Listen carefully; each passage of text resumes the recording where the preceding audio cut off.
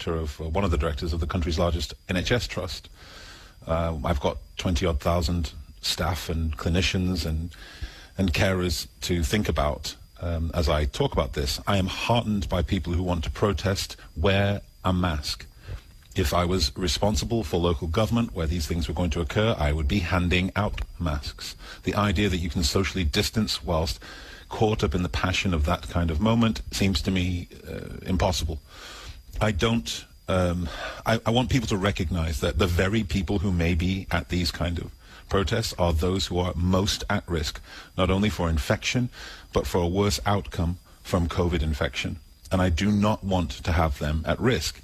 At the same time, I cannot ignore the fact that it is past time that we had this kind of reaction from allies and black people alike to systemic racism at home here in the UK, but also in the United States. It is a conundrum, as you point out. I don't think there's any point in telling people who have their minds set on this protest not to go. I do think what we can do is provide prophylactic support, that is education and PPE. Do you think the organisers of the protest, in conjunction with local authorities, should be much clearer about what you do when you get there? You know, you've got to stay apart, you've got to wear the mask, you can't take the mask off, and if you do, you're going to get in trouble, potentially. But then that creates exactly the kind of problem, potentially, that people are demonstrating against. Yeah, what has to be done here is to ameliorate something that's going to happen. I don't know. With my public health hat on, I cannot say that I would have organized the march at this point. As a black person who has been personally victimized and continues to feel resonant pain from what we see happening on a day-to-day basis, the declarations of politicians that are inelegant, if not evil, I can't help but to find my support with those Black Lives Matter supporters. I am heartened when you look at those audiences. It is not just black people, but allies as well. I have to, with my public health hat on, say, let us please be as safe as possible under the circumstances. I know that there's no point in me telling you not to show up, but I can say to you, put a mask on, do not take the mask off.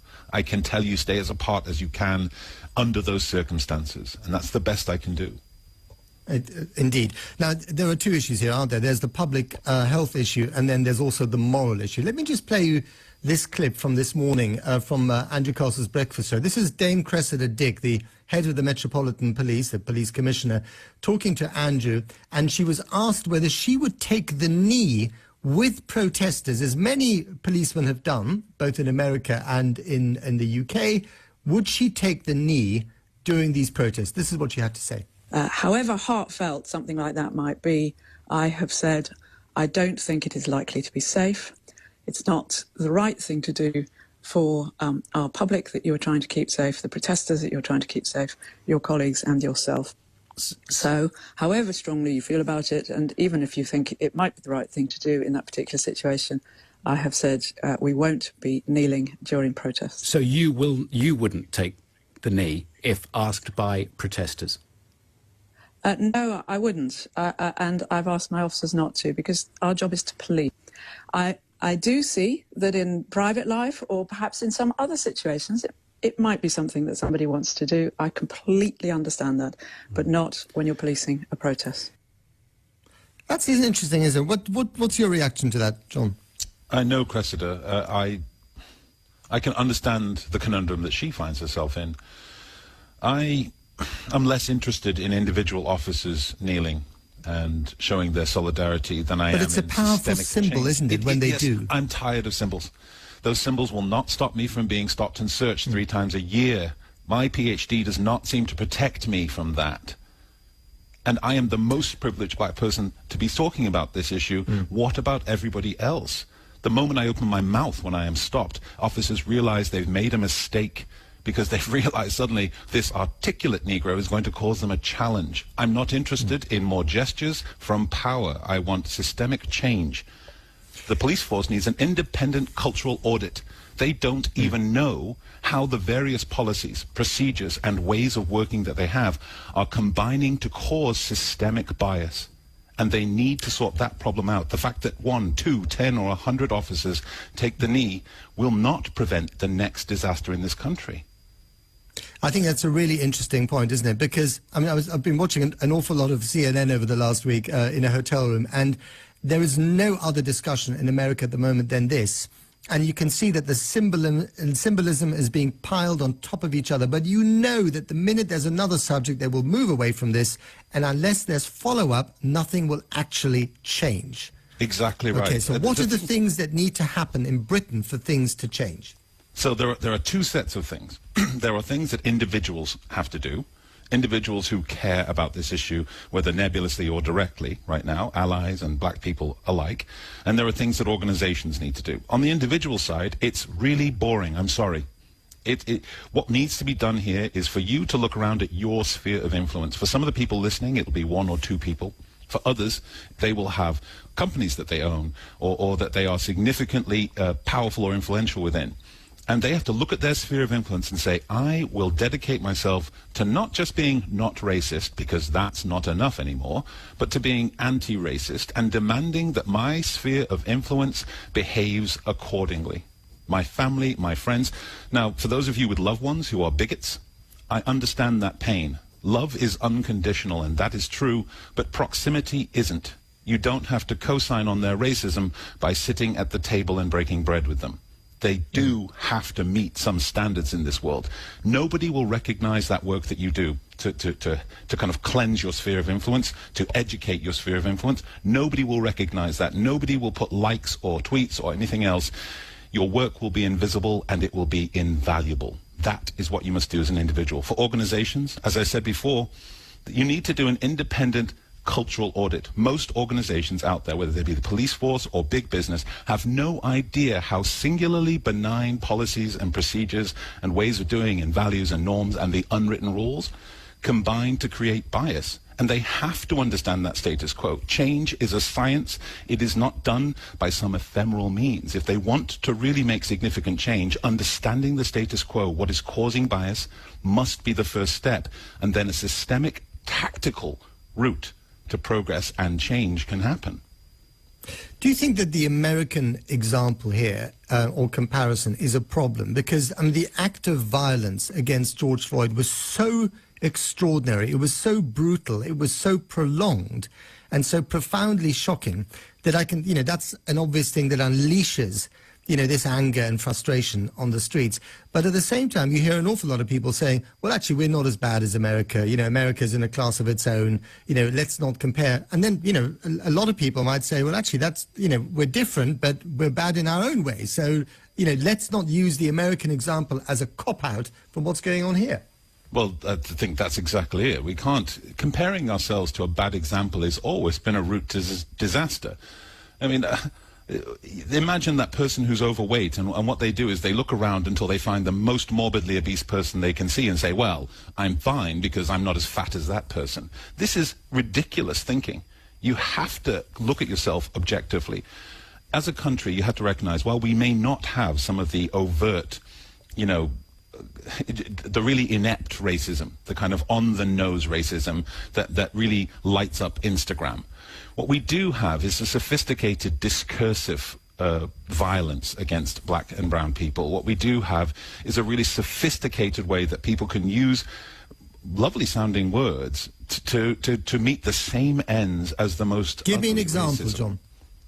So if you just imagine on a daily basis, I'm a 6'9" black man. It is evident to me that unless I wear a suit, I am seen as a super predator when I walk down the streets. If it is dark, then people cross the street.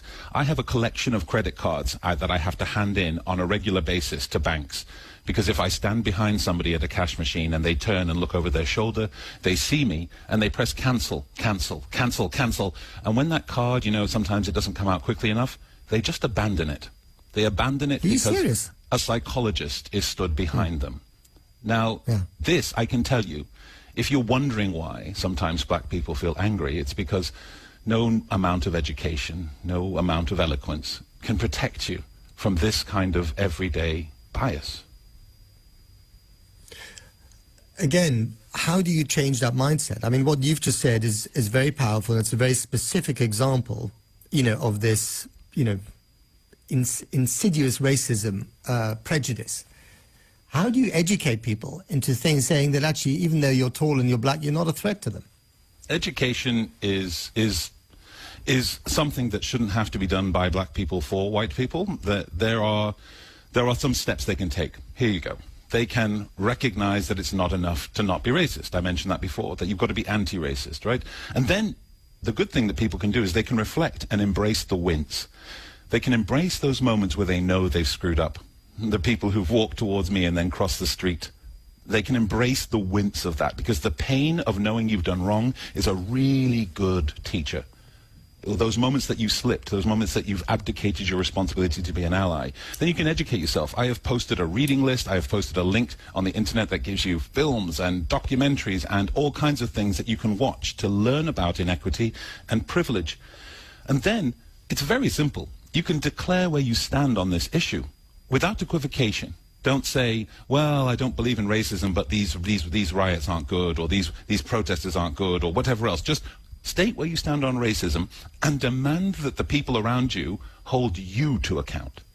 Not demand that they do the same as you. Demand that they hold you to account, and then after that, you choose who you surround yourself with. You choose to influence and educate and demand that those people reflect on their own winces. This is a boring process. That's why change doesn't happen very often.